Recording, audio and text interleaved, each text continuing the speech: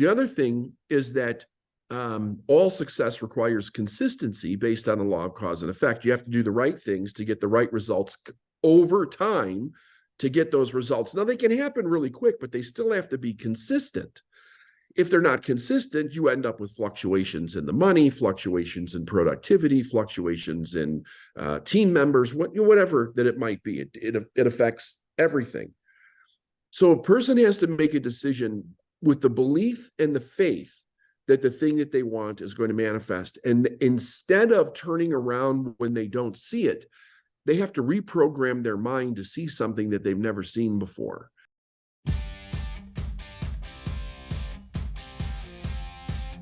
This is the Wealthy Contractor Podcast, brought to you by G4 Marketing. Interviews with today's top home improvement entrepreneurs about marketing, sales, money, mindset, and lifestyle. Now, here's your host, Brian Kaskavalcian.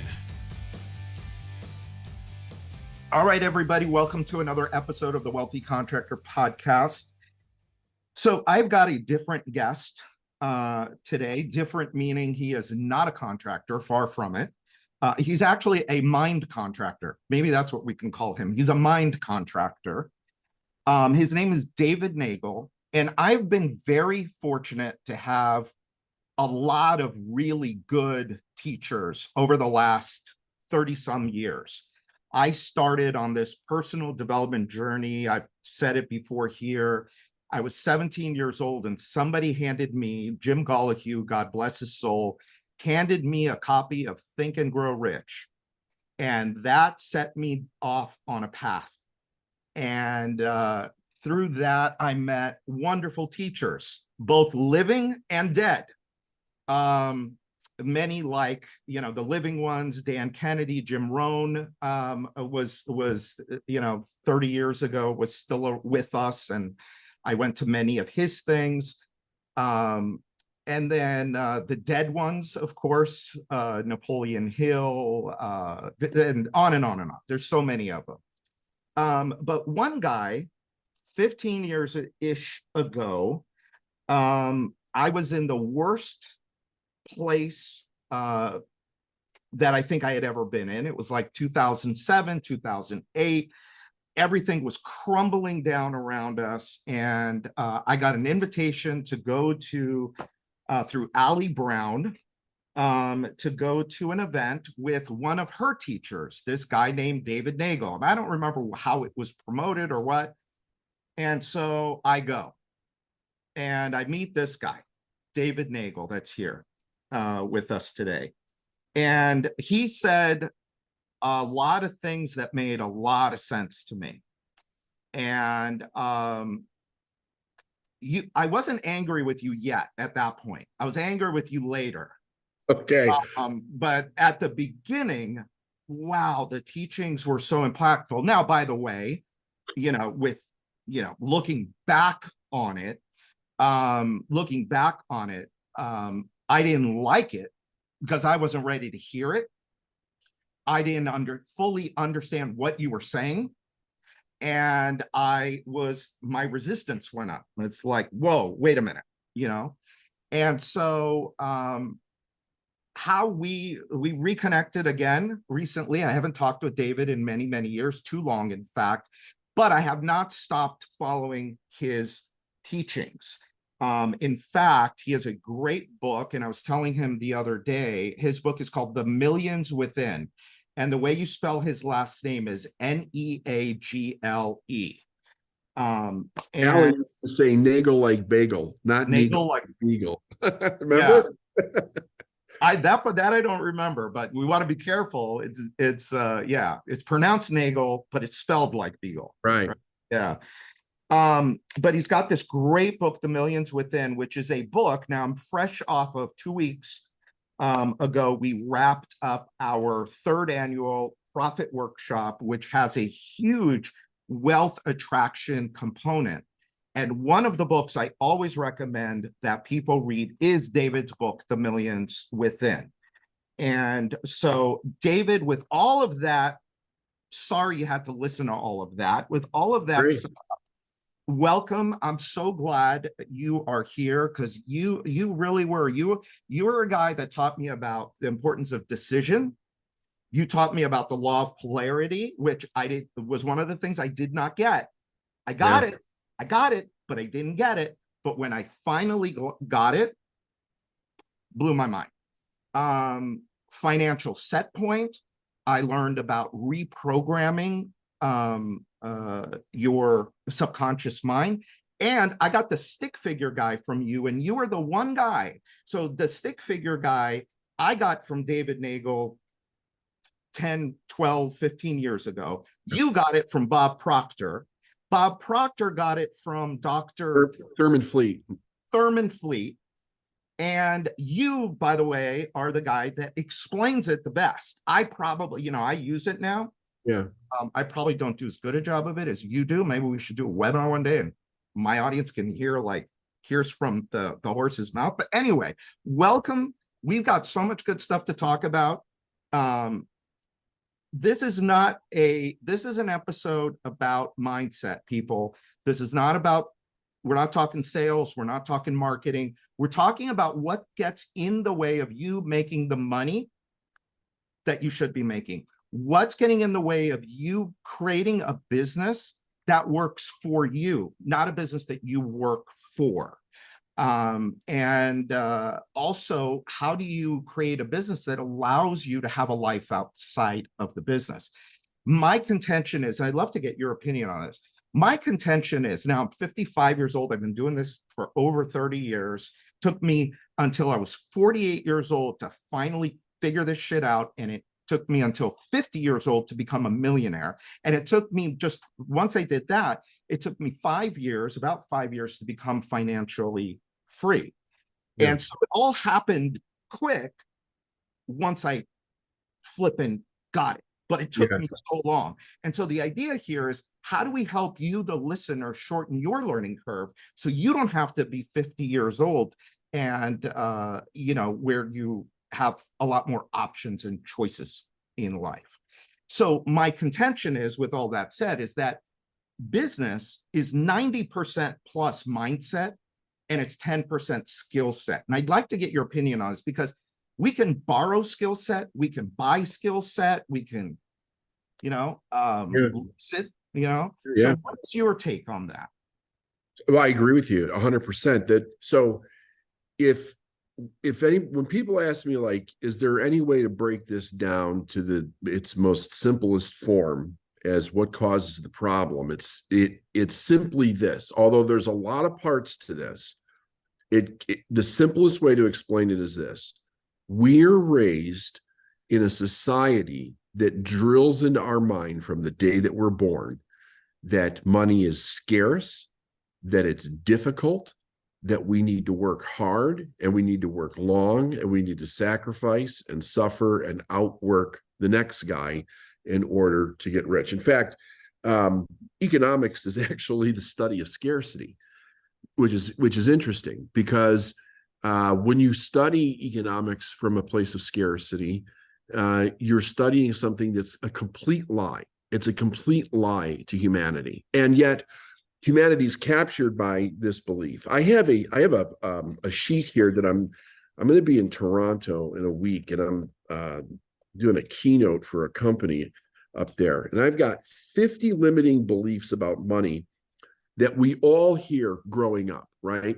We hear I've run this past I don't know how many people, and everybody goes, I heard every one of those things growing up. And then I would ask people, how many positive things did you hear about money growing up? And they come up with 2 or 3. That's it. So, you had that breakthrough, like where you finally got it. Here's what happened to me when I finally got it. The first time I had a breakthrough, I was driving a forklift. You've heard this story before. I was driving a forklift. I was married, had 2 kids. We were broke, went bankrupt. A car was repossessed. Had to move to a bad neighborhood in the middle of the night. We're on food stamps. And I'm really at the worst place of my life. And I make this change in my attitude where I change 3 things. And in 30 days, my income triples. I go from 20,000 a year to 62,000, but I still didn't know what I had done. Right. So that's what prompted me to start studying. So I study for 7 years. I meet Proctor and I start working with him. And then when I started my business, I was averaging in about the first year about 50,000 a year. That's about what I was making. And Bob always would talk about turn your annual income into a monthly income. So I wanted to go from 50,000 a year to 50,000 a month. And I told him, I said, I'm making a decision. I'm doing it. I'm doing it this month. So the end of the month at midnight, I'm on the phone with him and he goes, how did you do? And I was floored. I had done nothing. I had not done any better than I did the month before. I may have even done worse. And he said to me, I'll never forget this. He says to me, David, it's easier to make $50,000 a year than it is to make $50,000 a month. And my first reaction to him saying that was, he's jerking me around. This guy's like, because he was a fun guy. So I thought he was playing with me. But wait, it's the opposite. Sorry. Easier to make 50,000 a month than 50,000 a year. Yeah. Is that what I said? No, you said the other way around. Oh, sorry. It's easier to make 50,000 a month than it is 50,000 a year. Yeah. So I thought, I want everybody, by the way, because I want everybody to hear that. Yeah. So again, sorry, but just say it again because I want people to hear that. Because he's absolutely, by the way, he's absolutely right. From my, the more money you make, the easier it is. So it's easier to make 50,000 a month than it is to make 50,000 a year. Yep. So I'm like, okay, I'm going to set the goal again for this next month and I'm going to give it a shot. So I set the goal and I go to work. And again, at the end of the month, I'm on the phone with him at midnight and he's like, how did you do it? I'm like, I can't believe this. I don't know what I'm doing wrong. I am working my ass off. Nothing, I'm not making any progress whatsoever. He's laughing at me. And he goes, why would you work all year for $50,000? He goes, I wouldn't even get out of bed for $50,000. And I'm thinking to myself, you jerk, like, I'm really trying here. Like I'm not screwing around. I'm not procrastinating. I'm really working at this. And he goes, I told you, it's easier to make 50,000 a month than it is 50,000 a year. And I remember getting off the phone with him and sitting at my desk and I was just seething angry. And I thought to myself, wait a minute, he's serious. He is really serious. And I thought, okay, what would that look like if it was as easy as it could possibly be? And I thought, I'd have one client for 50,000. And it would be the first person that I talked to, like easy, the easiest it could possibly be. And Brian, when I sat and thought about what I was doing, I was like, oh my God, I am making this hard, like from a strategic mathematical principle, how I'm going to set a goal. Okay, what's your plan to go after this goal? I was making it difficult. So in 2 weeks, I went over 50,000. I wasn't at the mindset place yet where I thought I could charge 50,000, but I knew I could charge 15. So that's what I did. And I did it in 2 weeks and I went over to 50,000. And then shortly after that, I went over $1 million and I never looked back after that. It's always been increased since then. But what I realized was that my first change in personal growth, conscious personal growth, was that I had a terrible work ethic when I was a teenager. And I would work if I felt like it, not work if I didn't feel like it. Not necessarily always give you a good day's work for a good day's pay, that type of thing. And when I started really having problems after I got married, part of me changing was that I was going to give my very best. I was going to develop a hard work ethic. And I did. And for the company, I worked for a petroleum company out of Chicago. And it worked very well. I climbed the ladder. I started off as a truck driver. When I left the company, I was in charge of expanding it across the country. It worked very, very well for me, that ideology. And then when I started my own business, I didn't realize that ideology was going to basically take me down if I didn't change it. What I didn't realize was that when we accept hard work as an ethic, we not only do we work hard, but we will take the simplest things and make them hard because we've attached it to our identity. It becomes who we are. And we think to ourselves, I'm a good person, I'm a quality person because I work damn hard at what it is that I'm doing. But I didn't realize psychologically, we will literally turn something simple into something difficult. So I began to learn that earning money was actually one of the easiest things that you can do, and that there's an abundance of it, that there's no shortage. And again, I was angry because my experience into the industry that I'm now passionately a part of and have been for almost 25 years came from these giant quantum leaps that I made with relative ease. It was shocking to me how easy it was. And so to go from 20,000 a year to 62,000 a year in a month with no high school education and no good work record, that was astounding. That wasn't supposed to happen, right? That happened in the early 90s, when 60 grand was still, nobody in my family even made 60 grand at that point. And then to go from that to 50,000 a month, and then to go from 50,000 a month to over $1 million. And I'm thinking to myself, the easier I work, the easier it is to make this money. How could that possibly be? And I realized that it's basically been a con that's played on people in order to keep people loyal to jobs. And then, of course, Proctor really educated me on that for a long time about how it happened and why it is. And they psychologically control the minds of the masses and all this stuff. And the thing is this, and I thought to myself, I'm like, well, people have to know this. Like, it's going to be my mission in life that people know this. And I was horrified to find out that I would approach people, even people in my family, that would do nothing but complain about their life and about money and try to explain this to them. And they don't want anything to do with it. None. Yeah. Nothing. They didn't believe you. They thought you were crazy. Get away from me. This is like, so it was another. You're cheating people. You're unethical. You must be doing something unethical. Yeah. How dare you? Who do you think you are? Yeah. So I was immature in my growth, but I learned quick. And I learned that you have to really, when you're working with people with this, you really have to work with people that have an open mind and they seriously want to make changes in their life. And another thing that I didn't know at the time was it wasn't so much that people wanted to work hard and didn't want to believe that you could earn money easy. Hence how many people play the lottery, right? And people will spend their whole damn paycheck in line at the lottery. It's really gross. But the idea of they're letting go of who they think they are as it pertains to how they live their life and the values and the ethics that they have. All the values of the ethics of the middle class, well, from the professional class down, middle class, working class, even your poor, all believe that it's hard work, sacrifice, you have to give something up. And then not only that, but they're taught to hate the man, right? Anybody that's wealthy, anybody that seems to be doing well, anybody that has more to them, there's something wrong with those people, right? They're not ethical. They didn't do things right. So it's gross in a large sense of what it is. But I've spent 24 years teaching people this, and the stories that I hear over and over again are just like yours, which is no different than mine. All of a sudden things clicked. And once it clicked, it's like, I can now see, outside of the matrix, so to speak. You can see the mechanics of what keeps people locked into the lie.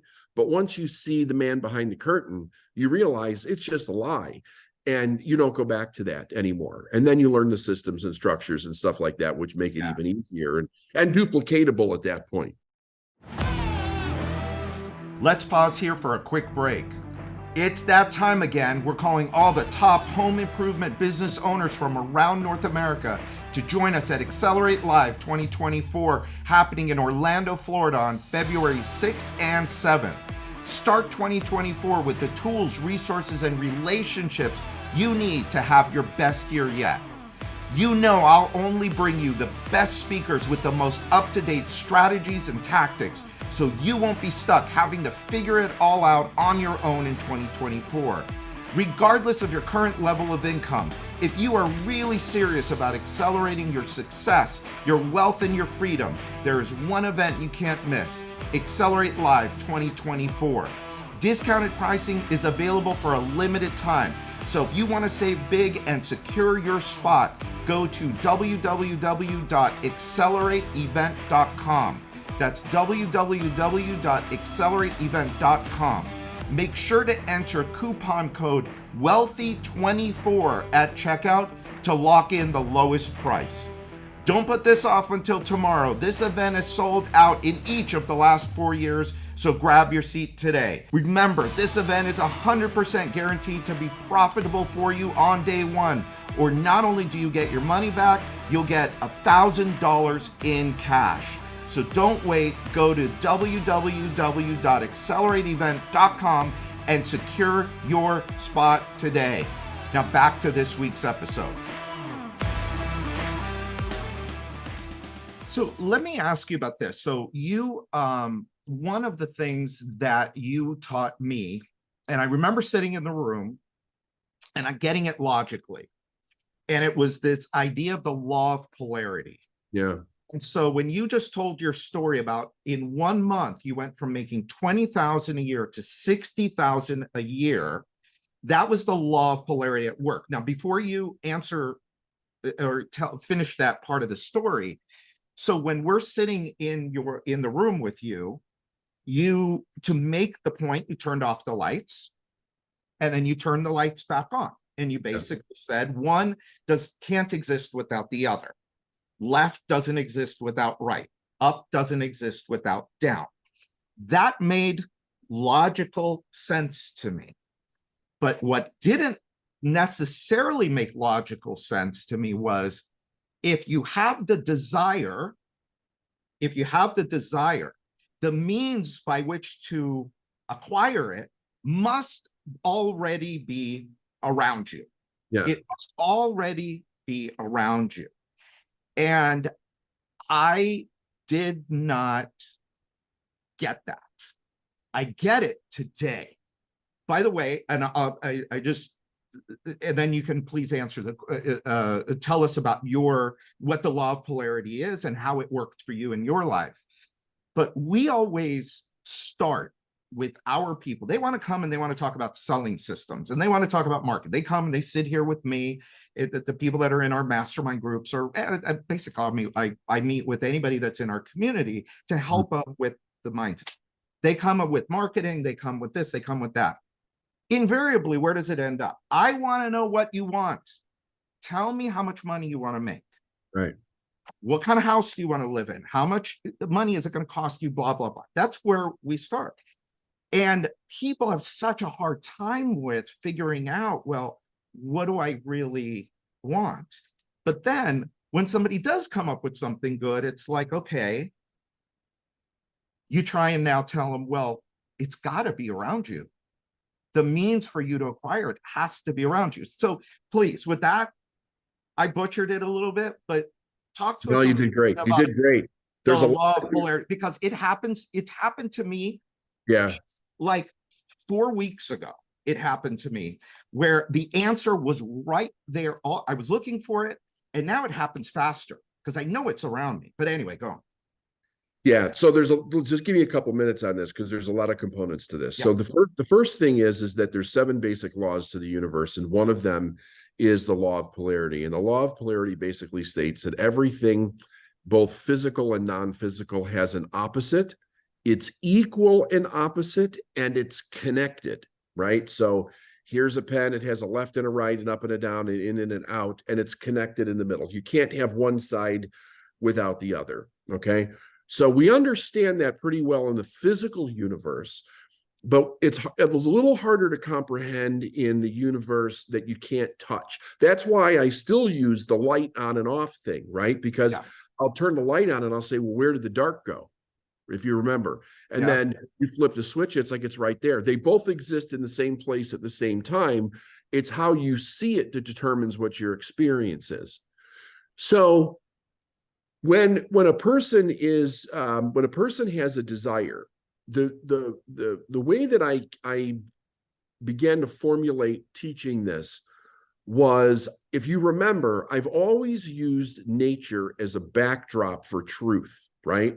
So whether you come from evolution or you come from God or you come from the universe or spirit or energy, there is a truth that runs through nature that keeps nature alive, vibrant, and consistently moving forward.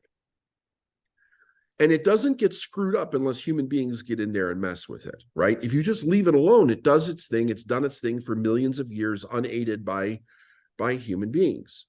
So I will often say to myself, if I'm trying to determine if something is really true, especially in the early years when I was first studying, do I see this in nature anywhere, like an idea, a metaphor, a concept, whatever?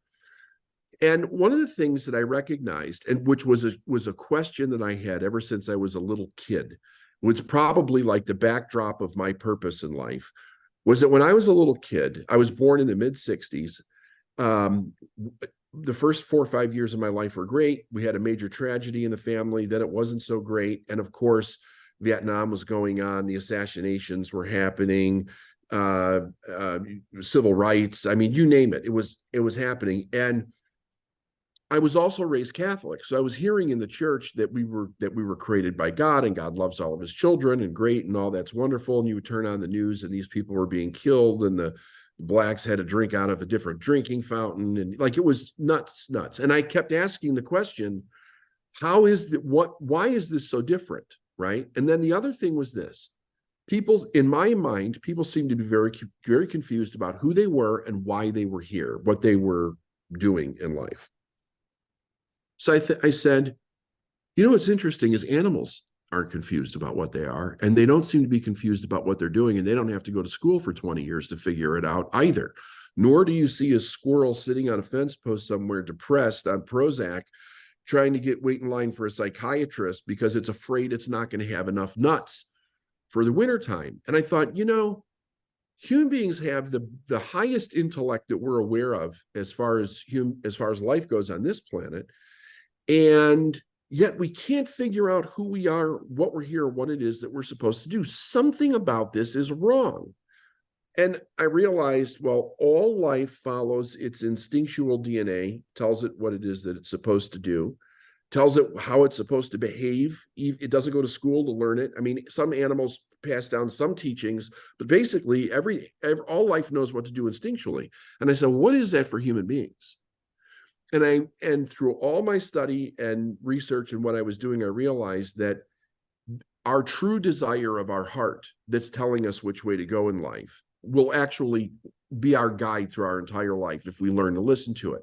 The problem is that we're in touch with it when we're born, but it gets taught out of us as we get older because we're basically following the way other people think that we should live, behave, be safe, and live in a world where you're following something that's not true.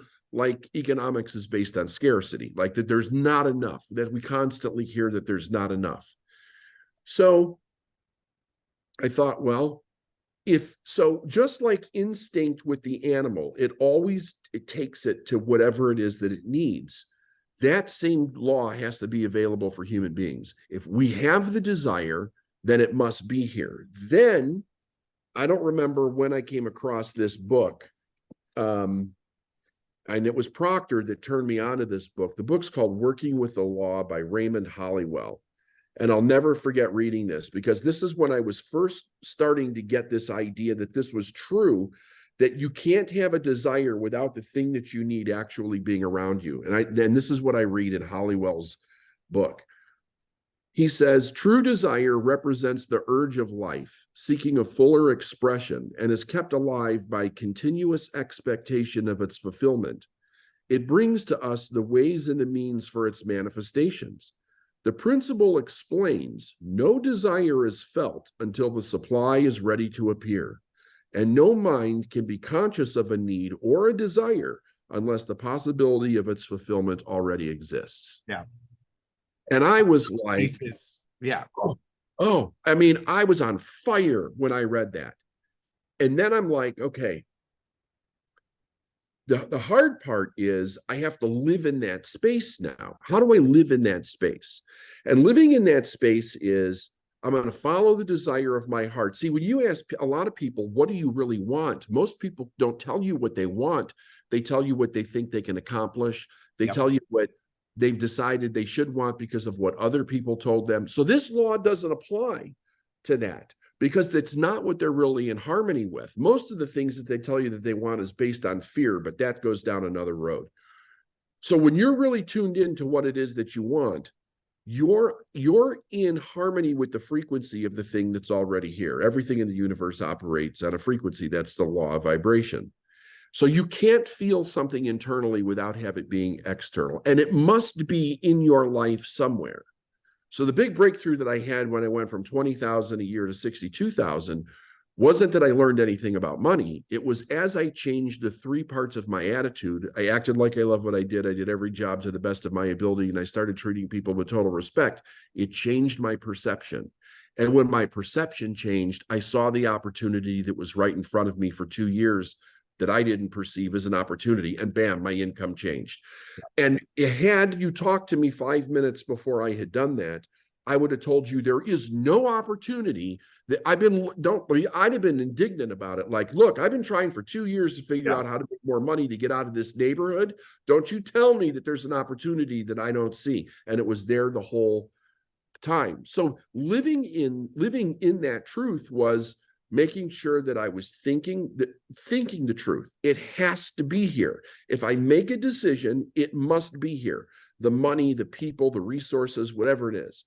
And then I have to be open to what that is, and then I have to step into it. The stepping into it will always ask something from me to move me up in a level of awareness, which means that you can't grow without giving up something of a lower nature to gain something of a higher nature. Now, that could be a belief. It could be that you're spending money to learn from someone, or you're going to school, or you're buying a book, or you're going to a seminar, or you're learning a skill, whatever it is that it might be. In order for you to bring that thing in, you have to do something different than you did before, but you can't do something that you're not aware of. So that process takes you through that. And it doesn't matter how much money it is. It's already, if you say, you could be making, like I was making like 20,000, you could be like, I seriously want $1 million. Well, then it has to be there, and the way to do it has to be there. You're just not seeing it. Yeah. So that's an absolute truth. And I've worked with thousands of people for 25 years. I've never seen it not be true, not for one person. It was true for me. So I was sharing with you when we talked the other day how I had this goal for 20 years. I wanted to make X amount of dollars, and the amount doesn't matter. It doesn't matter. It could be 50,000, 500, 5 million, whatever. The amount doesn't matter. I don't think the principles change at all with, with the number. So I had this number, but I had, this was my set point, which we'll talk about.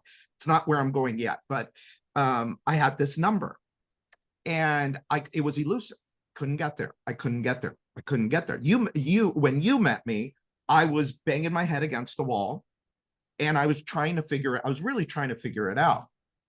And when I finally said, enough is enough, this is it, it's going to happen, I had to make a decision. Now, this is something that you teach about you say the decision precedes the how. Yeah. So can you break that down for us, in a way, people that maybe not familiar with your work, or they're feeling stuck, or they're putting in all of the effort, but they just don't see the needle moving. That was me for 20 years. Here was my income. I could not, that was where I was comfortable. That's where anyway. So can you talk about the importance of making a decision, and then what does that mean when you make a decision? Yeah, good question. Okay, so our greatest power is our ability to choose, hands down. It gives us the ability to create our life, recreate our life. Everything that's been invented by human beings with their hands comes from the ability to choose, to take an image that's in the mind and figure out a way to mold it into the physical world, which is astounding if people would stop and think about that process for 5 minutes. Human beings didn't arrive on this planet with a book that said, here's what everything means and what it does, and here's how to find everything. People did those things because they were following an internal guidance that said, look at this, check this, test this, that type of thing. So this idea of choice, the problem that we have with it is that because we're making choices every day, and nobody ever taught us how important they are and how powerful they are, it's like we're using it ignorantly, like blindly. We don't realize, and the other thing is this, every choice is an act of another law, which is cause and effect. So every choice is a cause and it has an effect. If you have not linked up your mind to understand the cause and effect of your choices, very often you live your life thinking that most of the things that you're experiencing are caused by something else or someone else. So again, you don't realize the power. One of the greatest lessons that Proctor ever taught me was the ability to make a decision. But when you make a decision in the way that we teach it, it's you make a decision, there's no going back. You don't change it tomorrow because the weather's bad or something's uncomfortable. And then it's, I need to step into the first thing that I need to do to make the decision. So where people get stuck with money is that they'll say that they made the decision, but then they're not doing anything different, because different would require that they get uncomfortable, right? So maybe it's making sales calls or asking people for money. The other thing is that all success requires consistency based on a law of cause and effect. You have to do the right things to get the right results over time to get those results. Now, they can happen really quick, but they still have to be consistent. If they're not consistent, you end up with fluctuations in the money, fluctuations in productivity, fluctuations in team members, whatever that it might be. It affects everything. So a person has to make a decision with the belief and the faith that the thing that they want is going to manifest. And instead of turning around when they don't see it, they have to reprogram their mind to see something that they've never seen before. So it literally changes their perception. So they have to be indignant about, it must be here. It has to be here. The people have to be here. The resource, whatever it is that you're deciding about, you have to stay with it until you're able to see the opportunity open up in front of you. And that's really what happens. It opens up. It's like somebody opens a door and all of a sudden you see something that you will swear wasn't there before, but it was, you just weren't seeing it. Yeah, it's interesting, when people, again, when they come here and we sit down, we go through the exercise. Well, what do you want? Well, first off, I got to go through it with them. All right, where do you want to live? How much is that going to, I got to go down. I have a list, actually. I have an exercise for this.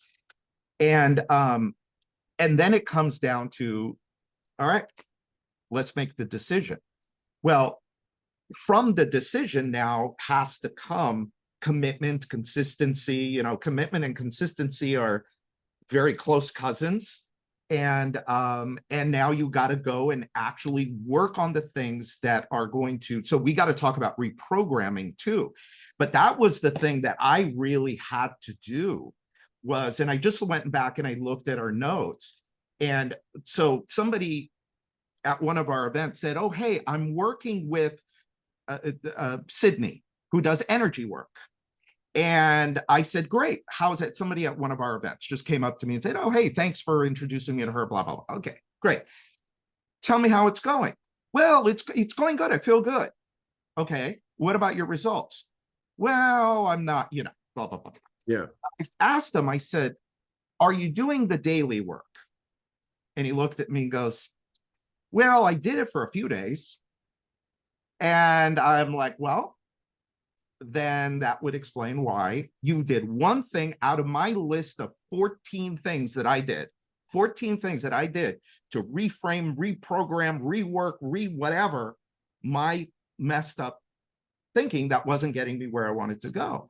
Yeah. And I think this is the thing that is tough for people is they want to work harder on the business than they want to work on themselves.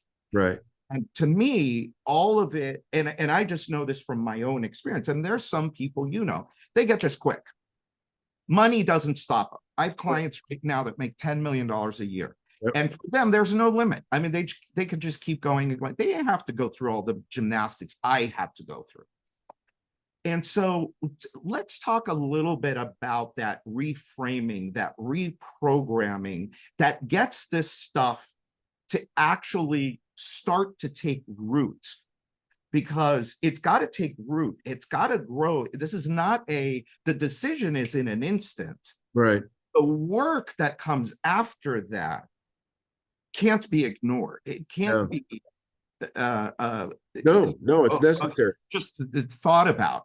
I said to somebody the other day, in one of our mastermind meetings. I called it the illusion of accomplishment. I said, you're telling me all of these things that you're doing, but none of them is helping you accomplish your goal of making X amount of dollars or whatever the goal was. I said, you have this illusion, you've deluded yourself with this illusion of accomplishment. So can we talk a little bit about the whole reprogramming? Yeah. So the thing is that you made an interesting remark about some people that don't have a money story. And it's true. There are some people that are not born with what we call a poverty mindset or a middle-class mindset. They didn't have any negative impact on their mind around money. Now, I've also found that they can't explain it to you any better than somebody that does. Nope. But they don't have anything blocking them to receive money in their life. So it's fascinating because in one way, they're proof that it actually is easy. You do the cause and effect behavior, you'll get the money, and there's no stopping it. The more you make, the easier it is. The more you make, the easier it is to make. With the programming, though, I think one of the keys to understanding this is the emphasis that Napoleon Hill put on the change that has to occur in order for you to do it. He said, you have to develop a white hot heat of desire to earn money, to become rich in order to break through this. Now, if you remember in that book, in the beginning of the book, in the introduction, he says there's a secret in the book. And he's not going to tell you what the secret is, but it's mentioned over 100 times, not directly, but it's in there. And when I first started reading the book, I don't know how many times I read it, a bunch. And I'm thinking to myself, damn it, where's this secret in this book? Yeah. I don't know what the secret is. How could he write this book and not tell you what the secret is? But I remember one day when I started asking a different question, what's the truth about something? And I would pick up this book, Think and Grow Rich, and I would think to myself, what is it that I'm looking at here? What is this in and of itself? Like First Principles, Marcus Aurelius. And I was like, in order for him to write this book, he interviewed 500 of the world's most successful people. So he's telling you what these 500 people had in common that they attributed to their success. Now, there's some things in here that he wrote that people find to have a hard time with. Like he writes, he never saw any one of those 500 people working. Yeah. He writes in the book. So the thing is that they weren't struggling. They weren't trying to shove this into their subconscious mind to get it to work. They were telling you either what they did or what they knew was working with them. So when I finally understood that, I was like, this book is not an instruction manual. It's a map for what happens once you finally get it. So when the pieces come into place, when you get that secret, all life does what's in this book. This is what's necessary for growth to happen in every sense of the being. I don't care if you're learning how to play guitar, or if you're learning how to sculpt or paint or drive a truck or build an internal combustion engine or whatever. Every bit of this book shows up in all success. And what happens is people take the approach of trying to install it inside of themselves, not knowing that if they would just follow the desire in their heart, it's already there. And they will do those things automatically. So when we're working with the programming, like you're saying, the idea is to stop believing the stuff that we were taught that makes it hard and allowing ourselves to follow what's actually easy in our life. And today, when I do seminars, I start off, or I do talks, I start off with two things. I say, I want to help you reframe something. And if you take nothing away from my speech, take these things away and just contemplate them for the rest of your life if you have to. Success is easy, and you were born to be a success. Everything else that you're experiencing should be an indication that something is seriously wrong. Because success is easy and you were born to be a success. So if you're struggling, if you're sacrificing, if you're having a hard time, there's something you do not understand. And what you don't understand is that you were given the principles of survival, not the principles of success. That's what we were raised with, the principles of survival. And the principles of survival also based on the social economic situation of any time in history that individual would be born and raised in, right? Because of course there's facts and, political ideas and governments and dictators and free societies and slave society. Like, we're all born into these different spectrums of ideas and how society worked. But the idea is that if you're not following that, thing that actually does show you your passion, you know what it is that you want to do, you're going after it, you're actually following something that's incorrect in your mind. And that was your parents or somebody teaching you, this is what you need to do to be able to make it through life. You got to go to school, get a job, work for the man, play the game, compete, climb the ladder, all the nonsense stuff that people do every day and have for hundreds of years because they think that that's, even though, Brian, if we would just open our eyes, we watch people just where those laws don't apply. Those rules don't seem to apply for some people. And we call those people gifted or talented, or there's something special about them, but we don't associate it with anything that has to do with us because nobody ever said those things to us when we were little. So that's the programming part that we have to overcome. It's not that this stuff is not already in you, it is, but we have to get everything else out of the way so that we can bring that up to the surface. Evidence of this, every person can find evidence of what I'm saying is true in when they do something that they absolutely love to do. When you do something you love to do, it's not hard work. It's challenging, but exciting. Time flies by. You're not constantly watching the clock, and you can do it with boundless energy because you absolutely love it. You can live your entire life that way for the most part, if you're really following your internal guidance in life. Okay, now I'm going to stop you there for a second. Quick. My heart stopped. I moved. Okay. So can you go a little bit? I can go to 4:30. Perfect. Okay, and then we got to come back because by the way, everybody that's listening, David goes really deep on this stuff, and he's giving you background, which I really like. He doesn't just tell you, oh, go do this. He's giving you the background of where it all comes from. And I like that, but it's taking us longer. And so if you're okay with it, I want to have you back, and we have to continue this conversation because there's still so much more to unpack. But now, going back to all of what you just said, some people listen to that and say, oh God, that is just such, what do you call that? Like airy-fairy language. It's, just do what you love and success will follow you, or will come up on you and you'll have a great blah, blah. But then the reality of it is you got to do some hard work, especially at the beginning. Now, the hard work is not necessarily, working in a warehouse like you did. It's not necessarily going and, digging ditches, but it's diligent work. Yeah, it's diligent. It requires you to do the right thing. So can we? But when we're doing what we love, it doesn't seem like hard work. Right. You take anything that a person truly loves to do, and what if I love laying on a beach in the south of France? No, that's different. That's resting. Okay. I'm talking about something that you would doing something productive. We all have things that we like to do that are productive, right? Yeah. And those are not hard for us. But many of those things will be challenging, right?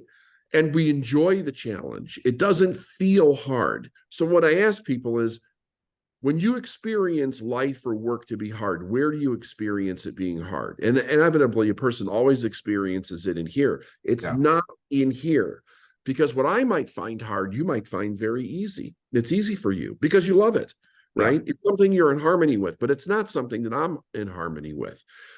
And I think that's different for every person on the planet. We have a purpose, and our purpose existed before we came here. We came to fulfill a purpose, not for it to be hard, right? Not to be hard in that we're miserable doing it. It's hard and it's diligent, that type of thing.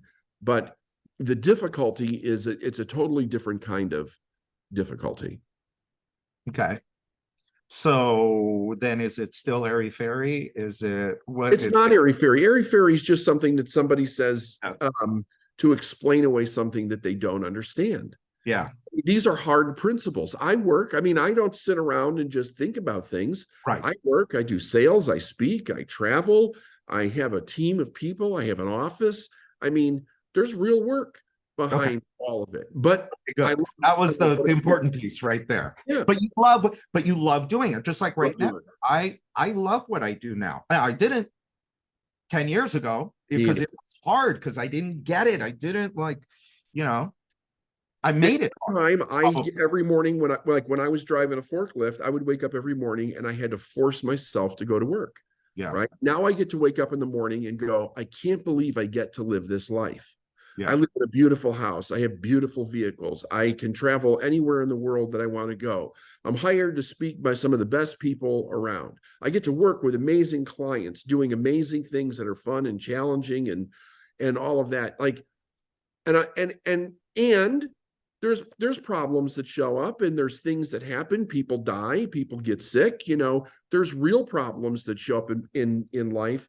But the thing is that when you learn to master what it is that we teach, you don't get reduced to the level of the problem, right? And it's another thing that money does for people. When you master money, you will never be reduced to the level of the problems that you experience when you don't have money. You will always raise those things to a level where it's not an issue for you. Talk about mastering money. What do you mean by mastering money? Mastering bringing money into your life so that it's no longer an issue like, where am I going to get the money for this? How am I going to afford the kids' college? Where are we going to pay? How are we going to pay the mortgage? We know, oh my God, we got 4 flat tires on the car. The things that most people, they have, it's constant problems because they have to come up with the money to do things, or their life is consumed on their days off by things that they have to do themselves because they can't afford to hire anybody else to do it. And then they convince themselves that they really love to do it. And then that's just complete BS. They would be much rather doing something else that they enjoy. So think about it like this. If money was no longer an issue, in other words, you could write a check or give a credit card for any amount, how would that change how you deal with problems that involve money? Right? I have a big house. Things go wrong with it on the regular, right? It's 20 years old. I just had to put in a new in-ground pool because it was getting old, and that was 32 grand. I have a house manager. She takes care of everything in the house. She makes sure the lawn is cut and everything is done. And when she says, hey, we need to do this or replace this or have that fixed, the money's there to do it. So it's no big deal. All right, just hire the right people to do it and get it done. Not worried about how much it's cost. I'm not worried about getting the best deal in town. It just do the thing that needs to be done and get it fixed. It could be a car. It could be one of my boats. It could be something at work. The air conditioner broke. Okay, and get it fixed, because I've mastered that part of my life. I don't get reduced to the level of the problem where the problem is going to dictate how I interact with it any longer. And everybody has that ability. I don't believe that we're supposed to live that way unless a person chooses to live that way. We're here to create, to do something different. And of course, that's different with every person, but that's really how we're supposed to be living. Yeah. And I love that. I mean, because that changed for us. And when you are so consumed with, how am I going to make payroll? How am I going to pay my mortgage or my rent? How am I going to get my kids what they need to start school? You can't make I shouldn't say you can't make. It's very difficult to make really good decisions. Yeah. And it's also very difficult to see the world as you started with this, which is what we teach people too, is it's abundant. There's no shortage of money. No shortage. And if anybody doubts that, just go back and look over the last few years. We have pumped so much money that didn't exist 3 years ago. Right. Trillions and trillions of dollars have been pumped into this economy out of nowhere. So money is not scarce. No. And the lie that they perpetuate on the American public is that by printing more money, they're going to devalue it to nothing. That's not true. It will be devalued when they need to devalue it to make a correction. That's how it works. Yeah. Right. Because like they're doing now. Yeah. Like they're doing now. Right. They're doing now. So they've been perpetuating the same lie on humanity for absolute ever, and people just buy into it and they get stuck in the headlines of life and they don't actually know the truth. And if money ever really did become totally scarce, then it wouldn't even be a problem on the bottom end. Something else would be important. Relationships would be important. Could you trade something for something else like we used to do a few hundred years ago before we actually had physical money? Remember this, every dollar you earn is already in the hands of somebody else. So the key to success is personal contact. And when you drive relationships based on what you love and actually wanting to help other people, you'll make all the money you could ever possibly want in life. Yeah. All right, David, I'm looking at the clock and I've got 5 other places I could go with you, but we don't have time. We don't have time. I made some notes. Okay. And we got to do a follow-up. We might need more than one, but I want to hear also from our community. Has this been helpful? Reach out to me and let me know. I was actually going to do, and this is something, maybe I'll do it before our next meeting, whatever. Okay. I was actually going to do a whole podcast episode just on financial set point. Maybe I do that with you and I'll do a podcast on something else. Sure. But I want to talk in 2024, I want to talk more and more about mindset, because I'm just, like I said, I'm absolutely convinced business success, life success is 90% what's going on in our mindset. It is. And skill set, once you get the mindset right, skill set becomes much, much easier because you don't have to do everything anymore. That's right. There are plenty of great people out there, like you were saying, that they wake up every day and they love to go to work and do all of the things that you hate to do. That's right. And you shouldn't be doing what you don't like. You shouldn't be doing. Right. There's a reason why we sense pleasure and why we sense displeasure. We're supposed to follow the pleasure, not the displeasure. Right. Right. Well, David, this is great. Listen, everybody that's listening, if you're watching on YouTube, I'm holding up David's book, The Millions Within. It's a great book to read and study. I told David this is one of the only books that I've actually torn pages out of because I needed to make sure that I got the information. I'm actually going to read this again. Oh, look, there's the stick figure guy. There he is. There he is, the stick figure guy. Yeah, we'll talk about that too, maybe next time. But I do want to hear from the community. Do you want to hear more from David? I want to hear more from David, so he's going to be back, but I'd love to hear other people's feedback as well. David, where people find you at davidneagle.com? Is that the best? Lifeisnowinc.com, lifeisnowinc.com, or the Successful Mind podcast. The podcast. That's right. The Successful Mind podcast as well. All right, sir, this has been awesome. Thank you very much. To everybody listening, until next time, this is Brian Kaskavalcian, and this is the Wealthy Contractor Podcast. Thanks for listening to today's episode of the Wealthy Contractor Podcast. Let me ask you, did it help you look at your business in a different way? Did it spark an idea or ideas that you hadn't thought of before? Do you have a list of action items that you can take and implement into your business or your life today? I really hope so. If it did, I'd like to ask you a favor. Would you leave a 5-star review of the podcast?